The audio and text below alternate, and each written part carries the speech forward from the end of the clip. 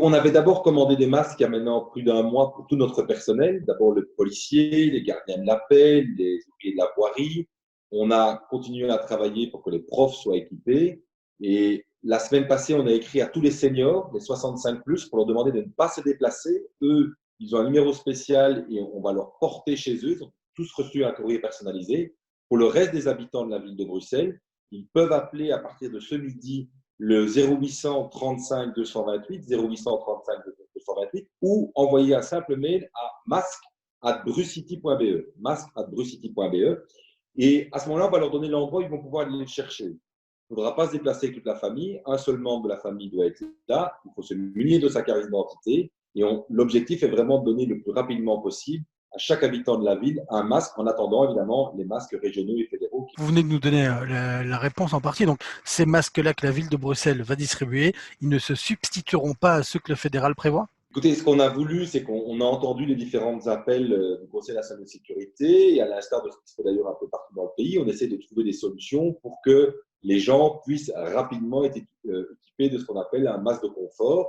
Donc, on a passé des commandes maintenant depuis quelques semaines. Elles sont tout doucement en train d'arriver, donc on aura un fonds de roulement par rapport à ça. On demande évidemment aux gens de laisser la priorité aux personnes qui devraient reprendre le transport en commun, par exemple lundi, qui doivent reprendre le travail, et que les gens ne s'inquiètent pas, il y aura des masques pour tout le monde. On en a commandé plus de 200 000.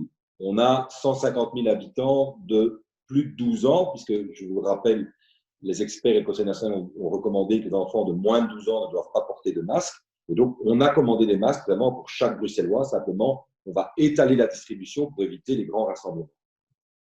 Est-ce que c'est une initiative qui pourrait perdurer dans le temps si jamais la situation le demande, qu'il y ait un deuxième ou un troisième masque qui soit distribué par la ville? Évidemment, donc c'est vrai que pour nos employés, on en a prévu 3 pour l'instant, puisque eux doivent assurer un roulement. Je pense que beaucoup d'employeurs, et c'est leur responsabilité aussi, prévoient des masques pour les différentes personnes qui travaillent chez eux. Phénomène important que je n'ai pas signé tout à l'heure, les personnes qui émargent du CPS ne doivent pas appeler sur 0800, c'est leur assistant social qui va les appeler. C'est important aussi de dire, on a vraiment voulu mettre 3 catégories, les seniors qui ont reçu un courrier personnel, les personnes qui émargent du CPS, elles vont être appelées par l'assistance sociale, et les autres qui appelleront ce 0800 35 228, ou qui enverront ce mail. Et donc, oui, peut-être qu'il y en aura d'autres, mais nous, ce qu'on voulait, c'est vraiment, normalement, courant du mois de mai, je l'espère vraiment dans cette première quinzaine du mois de mai, que chaque Bruxellois, qui le désire, évidemment, ce n'est pas obligatoire, ait pu avoir une possibilité de recevoir un masque par les autorités publiques. Et enfin, dans les transports en commun, c'est officiel. Vous allez également distribuer des masques à tout le monde de votre personnel. Est-ce qu'il y a d'autres endroits dans la ville de Bruxelles où le port du masque sera obligatoire? Ben, on évalue en permanence avec le Conseil national de sécurité. Je pense que les gens doivent toujours ne pas oublier une chose. Ce masque, il ne vous protège pas, il protège les autres. Première chose.